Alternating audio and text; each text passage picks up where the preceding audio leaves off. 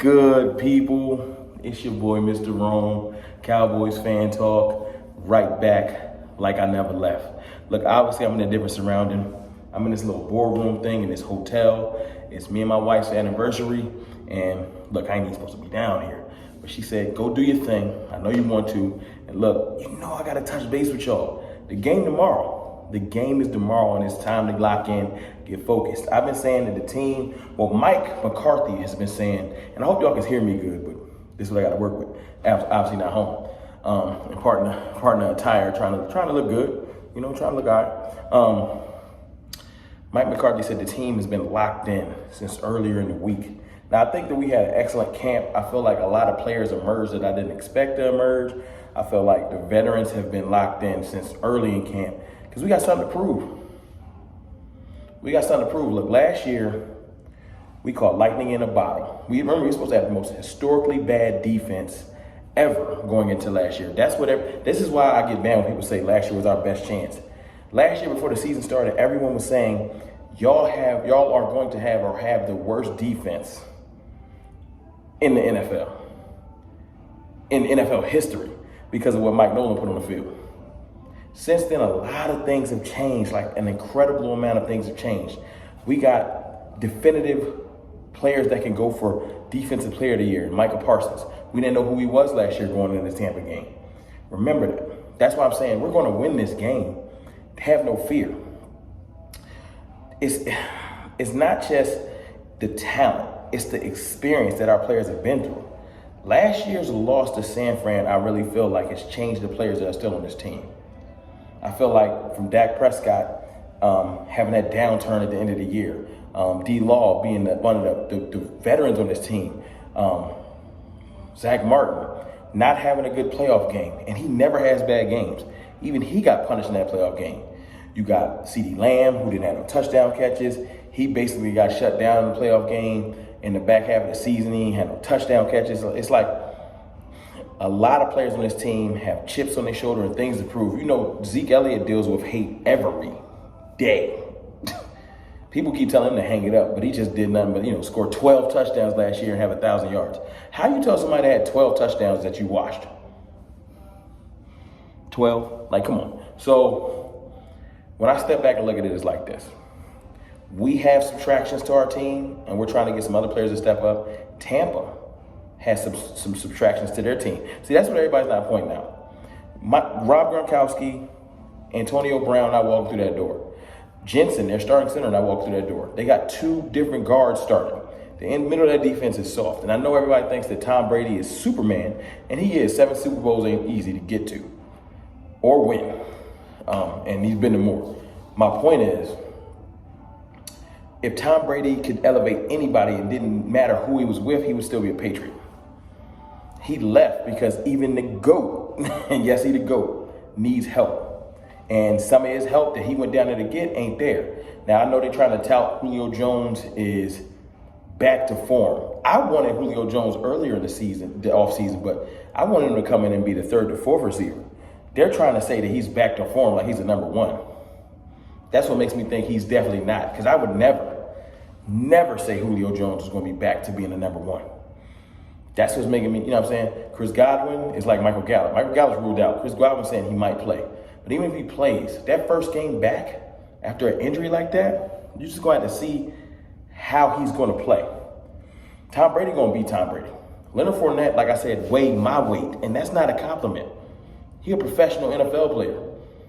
That ain't playoff Lenny coming out there tomorrow. That's a dude trying to get his weight under control, because he was like 260 earlier in the offseason, like 2 months ago.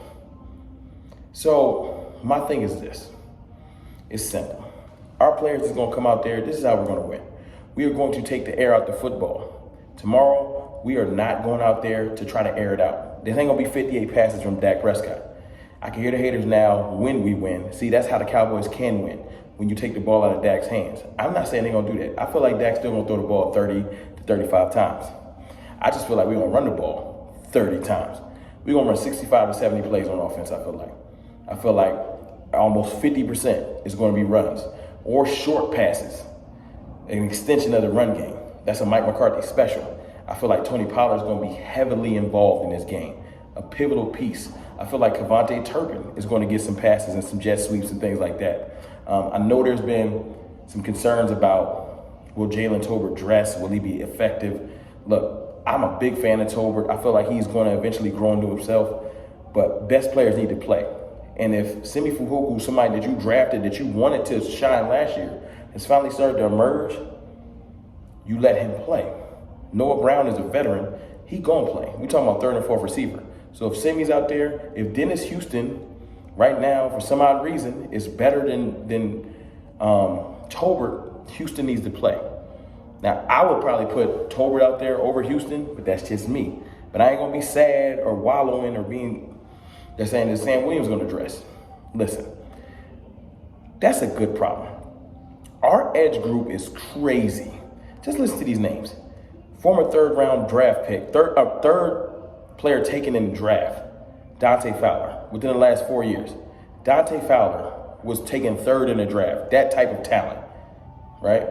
DeMarcus Lawrence, former All-Pro defensive end, Pro Bowler, right?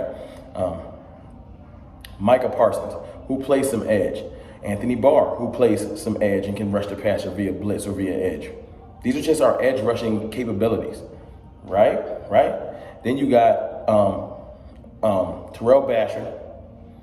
You got Dorrance Armstrong, right? It's crazy to me. You got Oso Odighizuwa. Like, our D-line, right, is going to come at you in waves. We're going to ask Sam Williams to play like 10 plays if he gets on the field. Give us 110, 150% for 10 plays. Go get Tom Brady. You feel me? Like, the starting D-line I would start, I've been hearing Quentin might start, but I would start D-Law, Neville, or Q, Quentin Bohanna, right?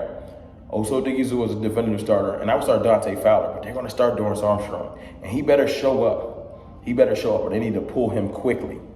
But I really feel like the game will be won because of our D-line. Everyone's talking about Tampa's D-line and their linebacker, their front seven. Our front seven is better than Tampa's. As good as White is, as good as Devin White is, he is not Micah Parsons and never will be. Vontae David, Anthony Barr cancel each other out. They just do. Third linebacker, I don't even know who theirs is. But we go Jabril Cox, we go Leighton Vander Esch, former Pro Bowler. That's our linebacker crew. And I just ran down the D-line. Like, our front seven is going to win us the game tomorrow. We're going to make Tom Brady frustrated because Anthony Brown and Trayvon Diggs are going to show up. They're going to show up. Jordan Lewis, Bland are going to be our safety valve. The only thing I'm really worried about, if you want to know what I'm worried about with this game, because I know I'm sounding uber confident, because if y'all don't know me by now, I come to tell you our strengths and what the other team got to do with us. You can go to another channel if you're looking for our weaknesses. It's plenty of them. I'm not saying we don't have any weaknesses. I'm just saying we got enough strengths that other teams got to deal with it. Jerron Kearse and his neck issue. I've been paying attention. I haven't heard him being ruled out. He's still questionable. It makes me nervous. But I do have faith and positivity in this. We have a deep safety room. I feel like Israel Mukuamu is ready. I do. I didn't before camp, but I do now. Marquise Bell, that's an emergency release if he dresses. Marquise Bell is ready. They ready. Marquise, I feel like more in the box type situation, but I feel like Israel Mukuamu is ready, period. And if Jerron Kearse can't go, I'm going to miss his leadership and his vocal leadership because he was the green dot last year. But if he can't go, I feel like Israel Mukuamu can step in and not do the green dot, but be the safety. Or Donovan Wilson. We got safeties. Malik Hooker going to show up tomorrow too. So look, man, in the comments, y'all let me know who you think going to win. If you want to score for me, I'm horrible at scores. I'll say Cowboys 23, Bucks 17. I don't see a high-scoring game. I see a defensive game. I see a scoring when it matters. I see 2 field goals. I see possession football. I see that for at least the first 2 weeks until our receivers start getting healthy. But look, I'm going to go before wifey come get me. It's your boy, Mr. Rome, man. I'll see y'all tomorrow. I'm going live after the game. I'll holler.